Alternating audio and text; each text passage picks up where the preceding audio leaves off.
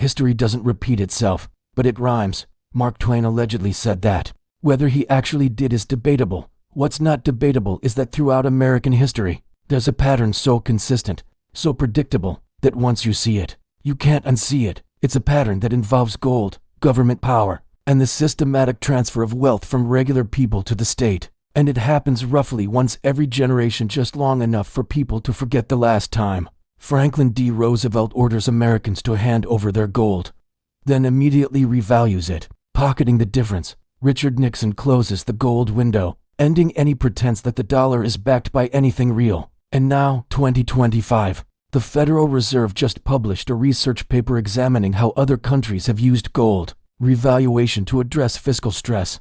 Published in August 2025, to be exact. Wait, you're thinking, why would the Fed publish a paper about gold revaluation unless they were considering it? Ding ding ding. Give yourself a gold star, or better yet, buy some actual gold, because you're about to discover why the government's relationship with gold follows a pattern more predictable than your uncle's conspiracy theories at Thanksgiving. Let's travel back to 1933. The Great Depression is ravaging America. Banks are failing. Unemployment is at 25%. People are desperate. And into this chaos steps Franklin Delano Roosevelt, newly elected with a mandate to fix everything. But FDR had a problem. The Federal Reserve Act of 1913 required 40% gold backing of Federal Reserve notes. Translation: the Fed couldn't just print money willy-nilly to stimulate the economy. They needed gold to back it up. And Americans, understandably terrified of bank failures, were hoarding gold like it was going out of style, which, spoiler alert, it was about to. April 5, 1933, just over a month after taking office, FDR signs Executive Order 6102. And this, my friends, is where things get spicy. The order required all Americans to deliver their gold coin, gold bullion, and gold certificates to the Federal Reserve by May 1, 1933, less than 1 month away. In exchange, you'd get $20.67 per troy ounce. The penalty for keeping your gold? Up to $10,000 fine, equivalent to $243,000 in today's money, or up to 10 years in prison. Or both. Let me repeat that. The government ordered you to hand over your property under threat of a decade in federal prison for the crime of keeping your own money. But surely, you're thinking, they had a good reason. National emergency, right? Oh, they had a reason, all right, just not the one they told you. The stated reason was that hoarding gold was preventing economic recovery. But here's what they didn't advertise. The main rationale behind the order was actually to remove the constraint on the Federal Reserve, preventing it from increasing the money supply during the Depression. Translation: they wanted to print money, but gold stood in the way, so they simply removed the gold. More than 2,600 metric tons of gold were confiscated in 1933, with a value in the billions of dollars today. Americans dutifully lined up, some voluntarily, some after prosecution, and handed over their wealth. And then, oh, this is the beautiful part, then the government showed its hand January 30th, 1934, less than 9 months after forcing Americans to sell their gold at $20.67 per ounce.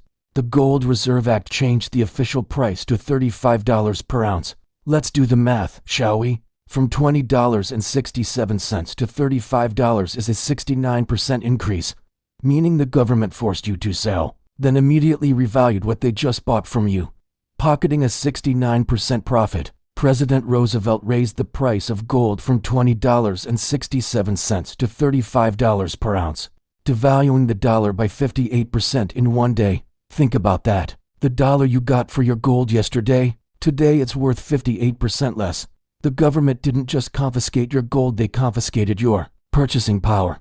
But surely this was a one-time thing, you're saying. Surely they learned their lesson about government confiscation. Oh honey, sweet, innocent child, we're just getting started. Let's pause and understand what actually happened in 1933, because the mechanics matter. This wasn't just a simple confiscation. This was financial engineering disguised as crisis management. Step 1. Declare a national emergency.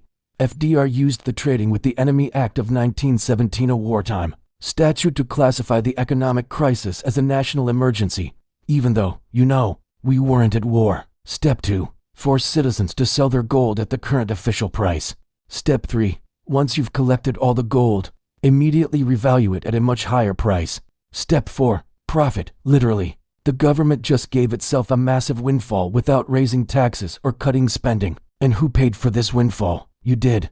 Every American who held gold just watched their wealth transfer to the government. In the world's most legally sanctioned robbery, numerous individuals and companies were prosecuted related to Roosevelt's Executive Order 6102. The prosecutions took place under subsequent executive orders and the Gold Reserve Act of 1934. One man, Frederick Barber Campbell, tried to withdraw his gold from Chase National Bank. Chase refused. Campbell sued, and the very next day, September 27, 1933, he was indicted for failing to surrender his gold. The prosecution failed, but his gold was confiscated anyway. The Supreme Court upheld the seizures as constitutional. So let's be clear, the government took your property, immediately made it more valuable, kept the profit, and the highest court in the land said, yeah, that's cool. But here's the thing, 1933 wasn't the end of the story. It was chapter 1.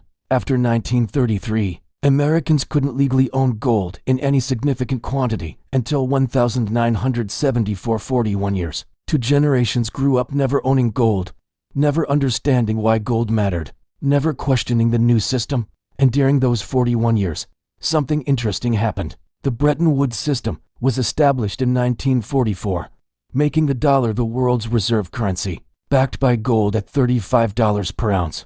The United States would peg the dollar to gold at $35 per ounce, and every other country would peg its currency to the U.S. dollar. This made the U.S. dollar the anchor of global finance, and gave the United States an extraordinary degree of economic influence. It worked beautifully for a while, but then came the 1960s, the Vietnam War, the Great Society programs, massive government spending, and shocker, not enough gold to back all those dollars being printed. By 1971, there were 4 times as many dollars in circulation as there was gold in reserves. Countries started noticing. France, especially led by Charles de Gaulle, started demanding actual gold for their dollars. U.S. gold reserves had fallen from over 20,000 tons after World War II to just 8,100 tons by 1971. Foreign claims on those reserves had grown dramatically, and that's when Nixon knew something had to give. But what Nixon did next wasn't just closing a loophole, it was pulling off the biggest monetary magic trick in human history. August 13, 1971, a Friday afternoon, President Richard Nixon, facing the worst economic crisis since the Depression, convenes an emergency meeting at Camp David. The attendees read like a who's who of American economic power. Treasury Secretary John Connally, Federal Reserve Chairman Arthur Burns, future Fed Chairman Paul Volcker, Budget Director George Shultz, notably absent, Secretary of State William Rogers, and Henry Kissinger. Because this wasn't about diplomacy, this was about money, and they were about to break the global monetary system. For 3 days, Nixon and his economic advisors hammered out a plan. The problem was simple. The U.S. couldn't keep converting dollars to gold at $35 an ounce. They didn't have enough gold, and raising interest rates to defend the dollar would trigger a recession, political suicide. In an election year, international confidence in America's ability to honor gold conversion requests was evaporating. France and Switzerland were actively converting dollars to gold, accelerating the drain on U.S. reserves. The game was up, so they decided to change the rules of the game. Sunday, August 15, 1971, American financial markets were closed. Nixon went on national television with what he called a new economic policy, but what he was really announcing was the death of the gold standard. Let's watch what Nixon told America. We must protect the position of the American dollar as a pillar of monetary stability around the world. In the past 7 years, there has been an average of 1 international monetary crisis every year. Let me lay to rest the bugaboo of what is called devaluation. The gold window was closed. Foreign governments could no longer exchange their dollars for gold. The dollar, which had been backed by gold at $35 an ounce since 1934, was now backed by, well, nothing. Just a promise. Just vibes. Foreign governments could no longer exchange their dollars for gold. In effect, the international monetary system turned into a fiat one. Let that sink in. The entire global financial system, the thing that underpinned every trade, every savings account, every retirement fund, just became an IOU backed by trust in the U.S. government. The reaction was immediate. Japan's central bank bought $1.3 billion in dollars on August 16th to 17th, trying to prevent the yen from appreciating. They failed. France announced they'd let the dollar fall. Germany had already left the system in May. Seeing this coming, a success at home, Nixon's speech shocked many abroad, who saw it as an act of worrisome unilateralism. Translation: the rest of the world realized America just pulled the biggest financial rug pull in history, and there was nothing they could do about it. So what did the Nixon shock actually do? Let's break it down, because this is where the 1933 playbook gets updated for the modern era. In 1933, the government confiscated gold and revalued it to grab wealth from citizens. In 1971, the government didn't need to confiscate anything. They just unlinked the dollar from value entirely. Before 1971, your dollar represented a claim on real gold. $35 equals 1 ounce of gold. Fixed, certain, real. After 1971, your dollar represented whatever the government said it represented, which, spoiler alert, became less every single year. Since 1971, the U.S. dollar has undergone a dramatic loss in value against gold. From a fixed rate of $35 per ounce, gold has climbed to over $3,000 per ounce in 2025, a decline in the dollar's purchasing power of more than 98% over 5 decades. Let me put that another way. If you had a dollar in 1971 and kept it as a dollar, you lost 98% of its value. If you had a dollar in 1971 and bought gold, your gold is now worth more than 85 times what you paid. The government didn't steal your gold this time. They just made gold irrelevant officially while secretly making your dollars worth less and less and less. And the best part, without gold backing, there was no limit to how much money the government could print. Need to fund a war? Print money. Need to fund social programs? Print money. Bank bailouts, corporate bailouts. Print, print, print. The result? Inflation became a permanent feature of the economic landscape. Not a bug, a feature. Your dollar's losing value every year was now the system working as designed. Let's talk about what this actually meant for regular people, because unlike 1933, where the theft was obvious, government agents literally taking your gold, the post-1971 theft was sneakier. In 1971, the median household income was about $10,000. A new house cost $25,000. College tuition at a public university was about $400 per year. A gallon of gas was 36 cents. Fast forward to 2025. Median household income is about $74,000 to 7.4 times higher. Sounds great, right? Except, a new house costs $400,000 to 16 times higher. College tuition is $10, 0 per year, 25 times higher. Gas is $3.50, nearly 10 times higher. Your wages went up 7x, but your costs went up 10x, 16x, 25x. That gap, that's the inflation tax. That's the government printing money and you paying for it through reduced purchasing power. And it gets worse. Without a fixed link to a scarce asset like gold, the dollar began to lose value over time. As government spending and the money supply increased, inflation became a permanent feature of the economic landscape. This isn't a bug. It's not bad policy. It's the system working exactly as designed. The government can spend without limit because they can print without limit. And every dollar they print is a tiny confiscation of every dollar you own. It's theft.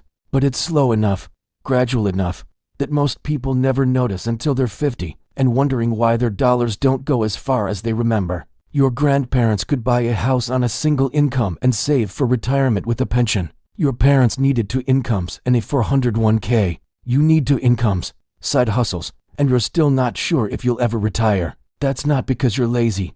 It's because your money is worth less every single year. By design. But here's what makes 2025 different from both 1933 and 1971. The government is about to do it. Again, and this time, you can see it coming. August 1st, 2025. Most people were worried about inflation, interest rates, the election, normal stuff. But on that day, the Federal Reserve published something that should have set off alarm bells everywhere. A research paper titled Official Reserve Revaluations, The International Experience. Catchy title, right? Boring as hell, which is exactly why most people ignored it. But here's what the paper examined: how 5 countries, Germany, Italy, Lebanon, South Africa, and Korea and St. Martin, have used gold revaluation to address fiscal stress. The paper was clinical. dispassionate. Just looking at historical examples of how other countries revalued their gold reserves and used the accounting gains for government spending. Nothing to see here, folks, just academic interest and checks notes. How governments can create money out of thin air by revaluing gold they already own.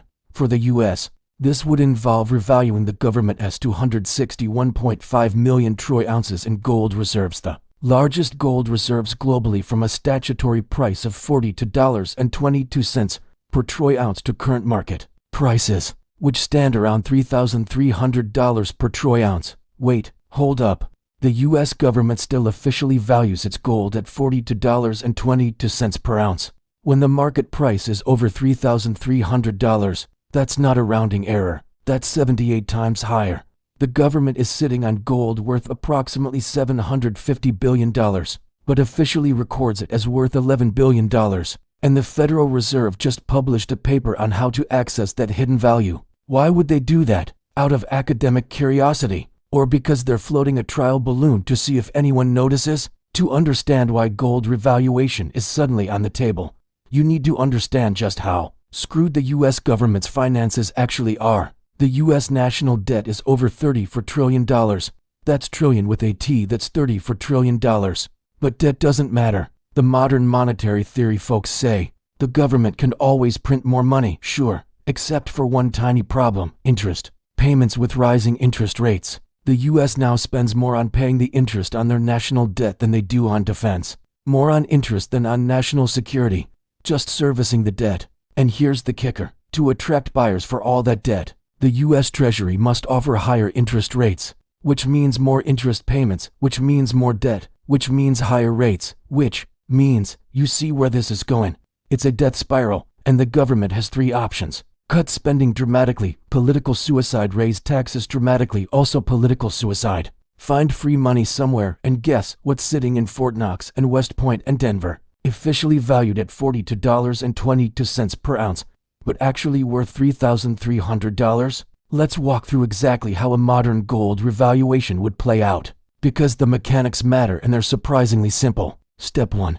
Congress approves an increase in the official price of gold from $42.22 per ounce to, say, $3,300 per ounce, or higher. The sky's the limit. Step 2.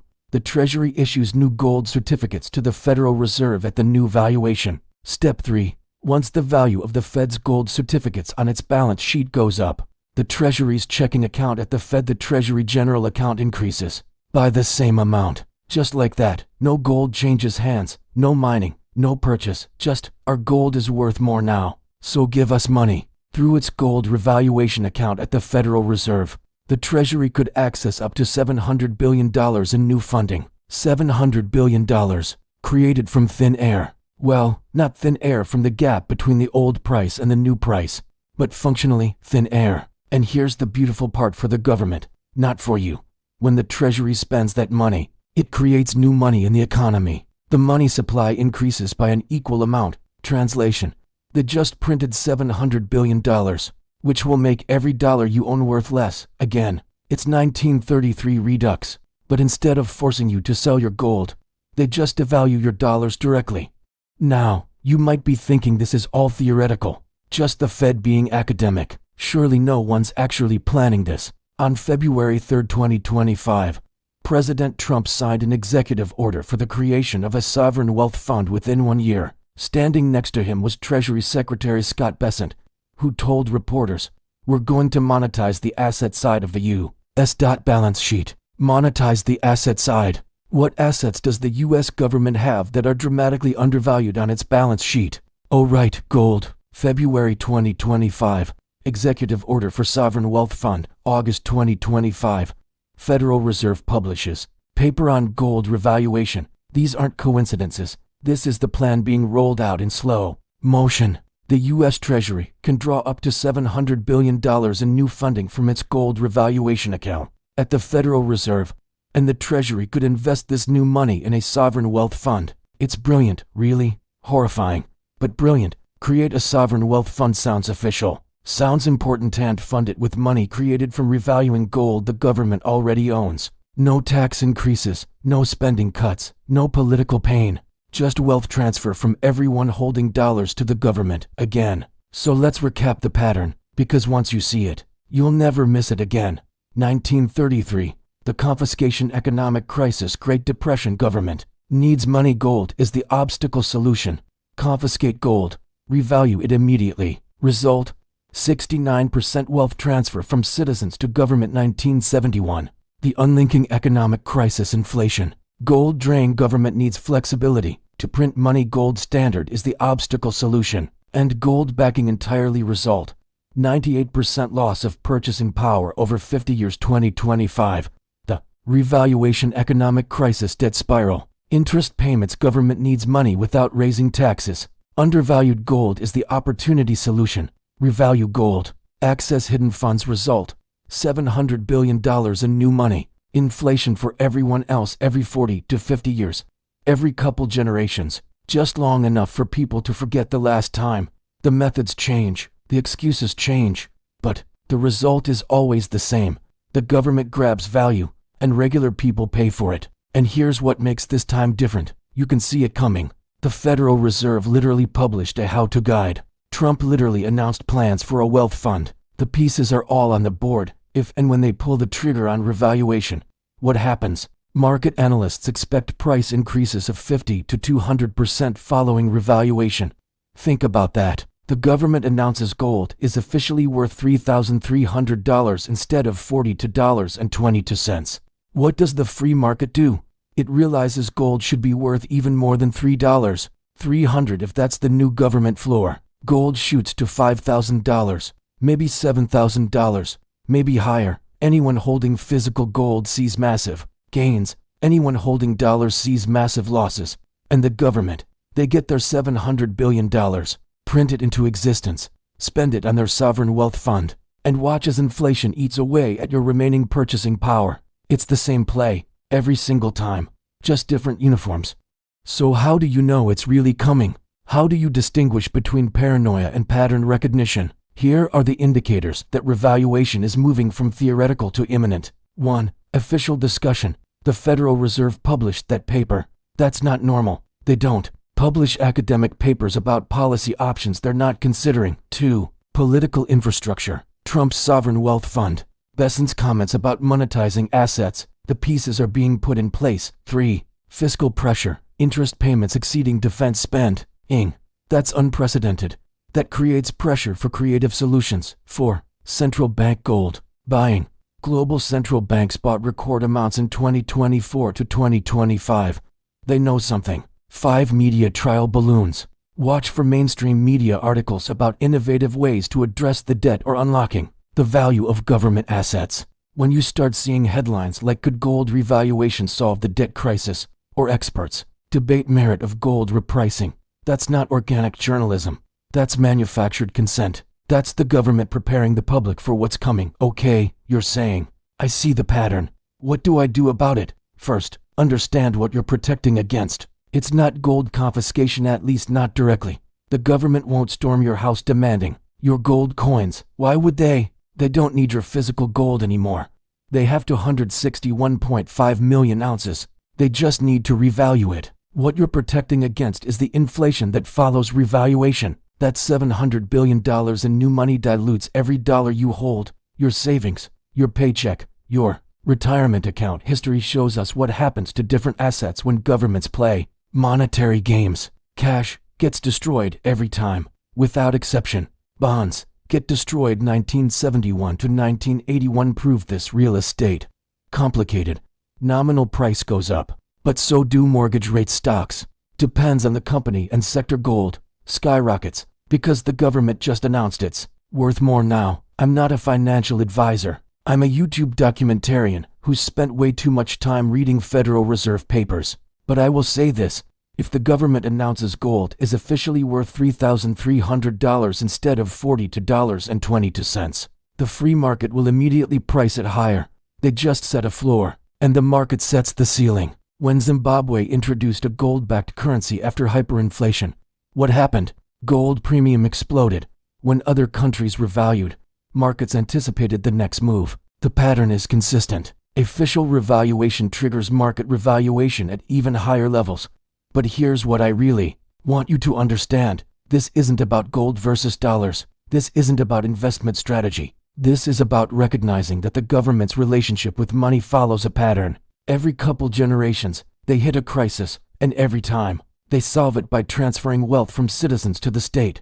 The methods evolve, the technology changes, but the result is identical. 1933. Take your gold directly, revalue it, pocket the difference. 1971. Unlink money from gold entirely, print unlimited amounts, inflation does the rest. 2025. Revalue gold you already have, create $700 billion, inflation does the rest. It's a cycle, and we're right back at the beginning. When will it happen again? Check back in 2065 or 2075, whenever the next generation has forgotten this one. Unless, and here's the radical thought, unless enough people see the pattern, unless enough people refuse to play along, unless enough people say not this time. In 1933, some people refused to turn in their gold. They were prosecuted. Some went to prison, but some of their gold still exists today, worth 160 times what the government would have paid them. In 1971, some people immediately bought gold when Nixon closed the window. They were called cranks. They were ridiculed. And they made 80x returns over the next 50 years. In 2025, some people will see this coming. They'll position themselves accordingly. They'll be called paranoid, conspiracy theorists, gold bugs. And in 2035, 2045, 2055, they'll be the ones who preserved their wealth while everyone else wondered what happened. The pattern is clear. The playbook is published. The signs are everywhere. The only question is, will you see it in time? If this video just rewired your understanding of monetary history, you know what to do. Subscribe, share it with someone who still thinks the government has their best interests at heart. Because here's the thing. They're going to do this whether you're prepared or not. They've done it twice before. They'll do it again. The only variable is whether you see it coming. Stay informed, stay skeptical, and maybe, just maybe, consider that your grandparents' paranoia about government and gold wasn't paranoia at all. It was pattern recognition. See you in the next one.